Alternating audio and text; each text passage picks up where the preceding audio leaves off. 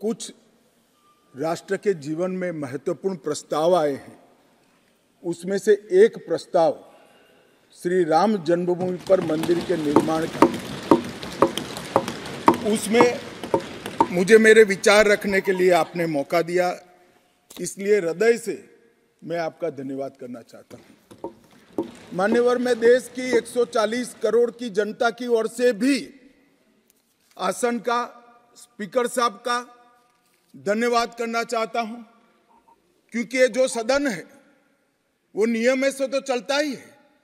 हर चर्चा नियमों से बंधी हुई होती है, संविधान से बंधी हुई होती है, परंतु एक मायनों में ये सदन जन चेतना का, जनता की आकांक्षाओं का और जनता की इच्छाओं की प्रवक्ता बनने का भी सदन का दायित्व है, और आज ये हो रहा है।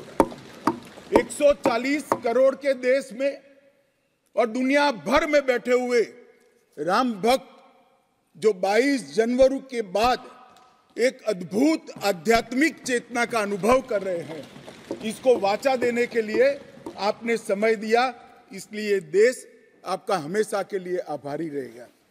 मान्यवर, मैंने आज किसी का जवाब नहीं देना है। आज मैं मेरे मन की बात और देश की जनता की आवाज को इस सदन के सामने रखना चाहता हूं, जो सालों से कोर्ट के कागजों में दबी हुई थी। नरेंद्र मोदी जी के प्रधानमंत्री बनने के बाद उसको आवाज भी मिली, अभिव्यक्ति भी मिली। मान्यवर, 22 जनवरी का दिन, भले कुछ लोग कुछ भी कहे, मैं स्पष्ट रूप से देख रहा हूं 22 जनवरी का दिन 10 सहस्त्र सालों के लिए ऐतिहासिक दिन बनने वाला है, ये सबको समझकर चलना चाहिए। मान्यवर, जो इतिहास को पहचानते नहीं, ऐतिहासिक पलों को पहचानते नहीं, वो अपने अस्तित्व को, अपने वजूद को कहीं ना कहीं खो देते हैं। मैं आज फिर से एक बार कहने वाला हूं मान्यवर कि 22 जनवरी का दिन 10 सहस्त्र से भी अधिक सालों तक इस देश का ऐतिहासिक दिन है। मान्यवर, 22 जनवरी का दिन 1528 से शुरू हुई एक संघर्ष और अन्याय के सामने लड़ाई का एक आंदोलन के अंत का दिन है। 1528 से चली हुई ये न्याय की लड़ाई यहां पर समाप्त। मान्यवर, 22 जनवरी का दिन करोड़ों भक्तों के आशा, आकांक्षा और सिद्धि का दिन है। उनकी आज आशा आकांक्षाएं सिद्ध हुई है। मान्यवर, 22 जनवरी का दिन भारत की, समग्र भारत की, मैं चाहूंगा कि समग्र भारत पर पूरा सदन गौर करे। 22 जनवरी का दिन समग्र भारत की आध्यात्मिक चेतना के पुनः जागरण का दिन आज इतिहास में बन चुका है। मान्यवर, 22 जनवरी का दिन महान भारत की यात्रा की शुरुआत का दिन है। 22 जनवरी के दिन मां भारती को विश्व गुरु के मार्ग पर ले जाने को प्रशस्त करने वाला दिन मान्यवर बनने वाला है। मान्यवर, ये देश की कल्पना राम और रामचरित्र के बगैर कर ही नहीं सकती। जो इस देश को पहचानना चाहते हैं, जानना चाहते हैं, जीना चाहते हैं, राम और रामचरित मानस के बगैर वो जी ही नहीं सकते। राम का चरित्र और राम ये देश के जनमानस का प्राण है, ये सबको समझना चाहिए, सबको स्वीकारना चाहिए। और इसीलिए मान्यवर, हमारे संविधान की पहली प्रत से लेकर महात्मा गांधी के आदर्श राज्य की कल्पना को राम राज का नाम दिया गया। संविधान में भी राम दरबार को स्थान दिया गया। मान्यवर, जो लोग राम के अलावे भारत की कल्पना करते हैं वो भारत को नहीं जानते, वो हमारे गुलामी के काल का प्रतिनिधित्व करते हैं। मान्यवर, राम व्यक्ति नहीं है, राम प्रतीक है।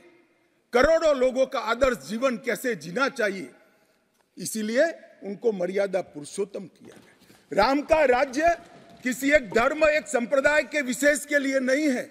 राम का राज्य, आदर्श राज्य कैसा होना चाहिए, इसका प्रतीक न केवल भारत, समग्र दुनिया के देशों के लिए बना हुआ है मान्यवर। और इसलिए मैं मानता हूं कि राम और राम के चरित्र को फिर से प्रस्तावित करने का काम 22 जनवरी को हुआ है, मोदी जी के हाथ से हुआ है।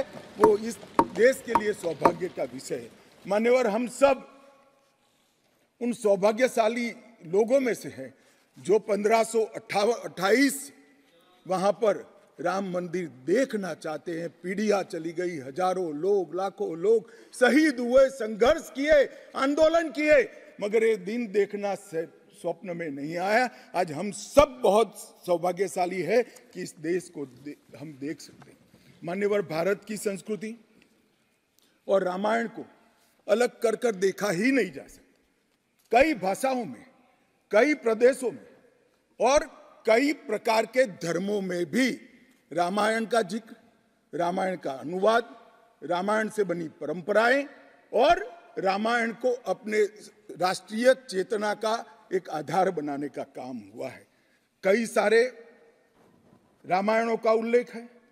संस्कृत में वाल्मीकि रामायण, अध्यात्म रामायण, आनंद रामायण, अवधी में रामचरितमानस, ओडिया में 13 प्रकार के रामायण, तेलुगु में रंगनाथ रामायण, रघुनाथ रामायण, कन्नड़ में कुमुदेंदु रामायण, तोरवे रामायण, बतलेश्वर रामायण, असमिया में कथा रामायण, सप्तकांड रामायण और शंकरदेव ने भी वरगीत के अंदर रामायण का वर्णन किया। बंगला में भी रामायण मिलेगा, कश्मीर में भी राम अवतार चरित मिलेगा, बौद्ध परंपराओं में भी हनुमान जातक में रामायण का जिक्र मिलेगा, मैथिली में भी रामायण है, पंजाबी में गोविंद रामायण है। इतना ही नहीं, ओवैसी साहब चले गए, मुल्ला मसीही ने भी रामायण मसीही लिखकर सबके लिए इस आदर्श को प्रस्तावित किया है। कई सारे देशों में भी रामायण को स्वीकारा है और एक आदर्श ग्रंथ के रूप में प्रस्तावित किया है। विदेशों में नेपाल, जावा, इंडोनेशिया, कंबोडिया, तिब्बत, ये सभी देश भाषाओं में रामायण का अनुवाद भी हुआ है और उससे प्रेरणा भी ली जाती है। हमारे यहाँ आदिवासी जीवन भी एक प्रकार से अलग संस्कृति से, अलग परंपराओं से रचा बचा। उरांव में, बोडो में, संथाल में, संकाल में, बिरहोर में और छोटा नागपुर में सभी जगह स्थानीय भाषाओं में रामायण का अनुवाद भी हुआ और रामायण के आधार पर अपने जीवन को, आदर्श को बनाने का काम भी हुआ।